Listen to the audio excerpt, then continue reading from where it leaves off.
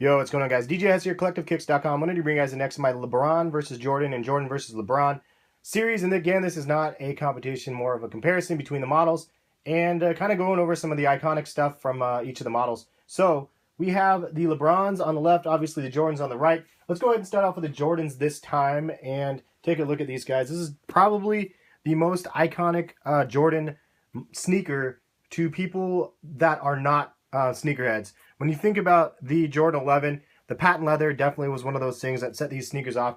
And this is one of those shoes that I remember when these came out, like it really was a crossover lifestyle type sneaker.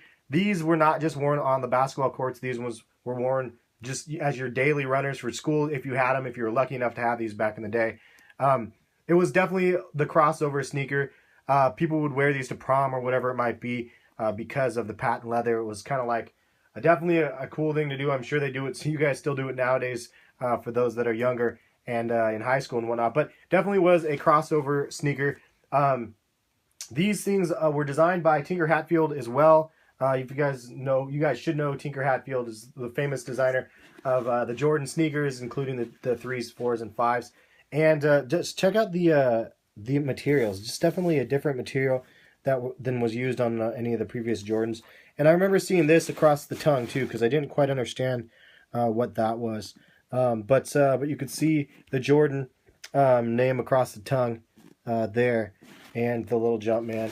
Definitely branded a little bit different because of that. You have the 23 on the back, and then the Jumpman. Now they did have pairs that didn't have the 23. It was actually 45. If you guys saw the Jordan and LeBron 10 video that I posted previously, you guys would have known that he wore the 45 when he came back in the Jordan 10, and there was still some samples out there with the 45. He got the number cleared eventually, and I believe he wore 23, thus going forward. But Jordan also ended up getting another championship in his second run at another three-peat in the Jordan 11. So iconic on the court, iconic off the court. Definitely one of the most badass shoes to hit Jordan brand and really set the tone for the entire, like, I don't know, for everything sneaker related. Like at that point, I really do think that there was so much influence on the Jordan 11. That's why holiday season every year, it's like, which Jordan 11 are they're going to drop? Now, there was only a handful of Jordan 11s actually as the original released colorways, and I'll show you guys those right now. This is something that I mixed up back in the day as well because I did not know what all the original colorways that they had. I said Cool Gray was one of the original ones in one of my older videos, and people freaked out. But those are the only three original colorways. You have the Concords, the Breads, and then the Columbias, or I guess as they're going to be known this holiday, the Legend Blues. Have not retroed since '96. Then you have the Space Jams in 2000, and then also the Cool Grays. And I do have the Cool Grays, you guys already know, as well. But I definitely don't have the Columbias, and definitely one that's on my radar for this holiday season. So there was only three original colorways. The other thing to note is, actually, they don't actually have the pictures of them in here, but they actually had, instead of these low-top models, they actually had a completely different low-top model of the Jordan 11, and it was called, and I'm going to drop that book down there, it was called, let's see here, it was a Jordan 11 IE, and it was a completely different sneaker, and actually at one point I had the Jordan 11 IEs in like the white, in the grayish colorway, and I actually really want that pair back. I don't know what happened. I just got rid of them at one point, and I definitely want them back. It's just a different sneaker, and it's not as iconic, but because it doesn't have the patent leather on, I don't think people liked it as much. I definitely thought it was a cool sneaker, though, and it's just one that I haven't got back in the collection yet. So maybe they'll start retroing those again, too, the IE versions. Not sure. Price point on these were $125 back in the day in 95, 96. And also, that was the same price point as the Jordan 10s. So there wasn't a raise in the price point from the 10s to the 11s. And as far as I know, again, correct me in the comment section if I'm misspeaking.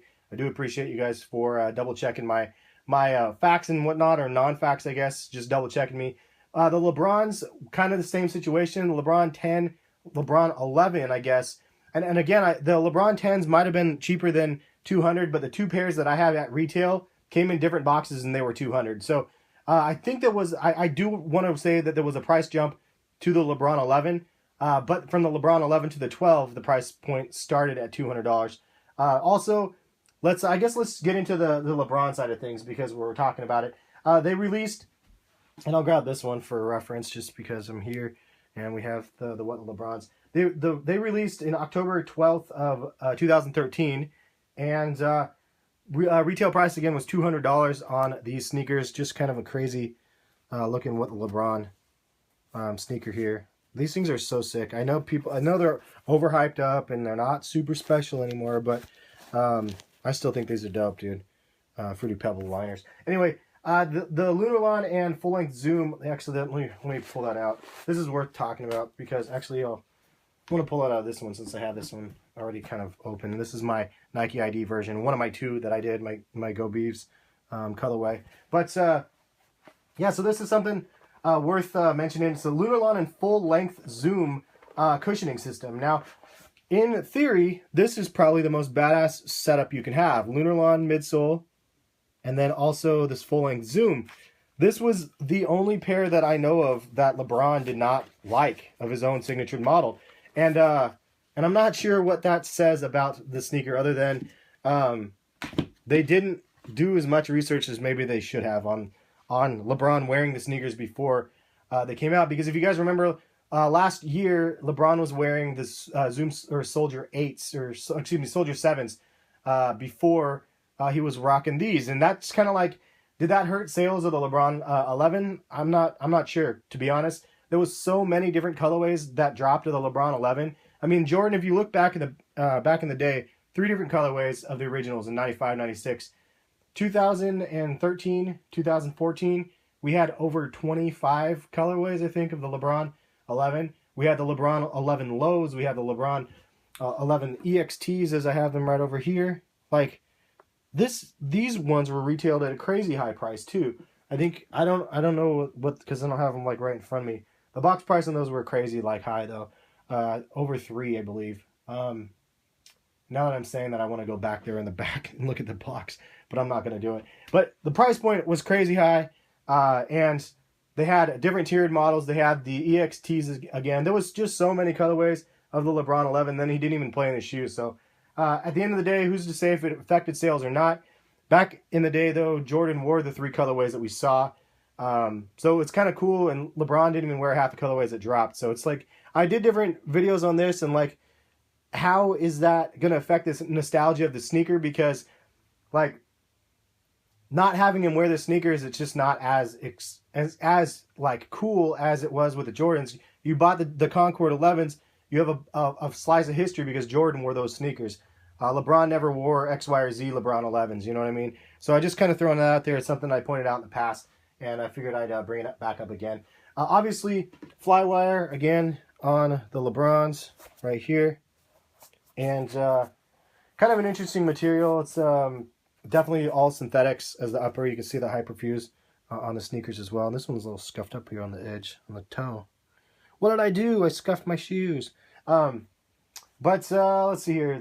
That's pretty much it, man. I don't know. I don't want to get too much into the tech because other than the full length Lunarlon Zoom, that's all I kind of know about that, other than the Hyperfuse and stuff on that. But though, or I guess, and I totally should mention it, the Posit material, because this was the other thing that was supposed to be adding to the support and all that other jazz, was this Posit material, which makes the shoe, was supposed to make the shoe heavier, but actually is not that heavy of a sneaker. Actually, I think that this is one of the lighter LeBrons that hit the market. But leave some comments. Let me know some fun facts that I didn't talk to you guys about. This is definitely a recent model, so you guys have a lot more probably knowledge on these than I do, even though I have a ton of LeBron 11s. One of my favorite models aesthetically, I think it is probably the best looking LeBron to hit so far, and I know people are going to hang me for that. But it's just a model that I really, really dig. I love the Posit material and the kind of the armor look to him. It kind of looks like a little bit of a Transformer type thing or something going on. Very, very cool looking model in my opinion. And after this video, check back on my channel and I'll do a LeBron 11 collection video. And hopefully you guys will like that. But I just want to show you guys all of the LeBron 11s. I'll have over 20 of them in the collection, so it's probably worth doing a little collection video on.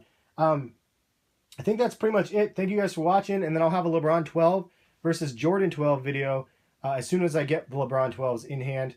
I don't have them yet, but I will soon because I will have a Nike ID eventually, as well as maybe some of the other ones that drop. So I'll leave it at that. Thank you guys for watching. Appreciate the support. And we'll catch you guys for some more videos soon. Peace.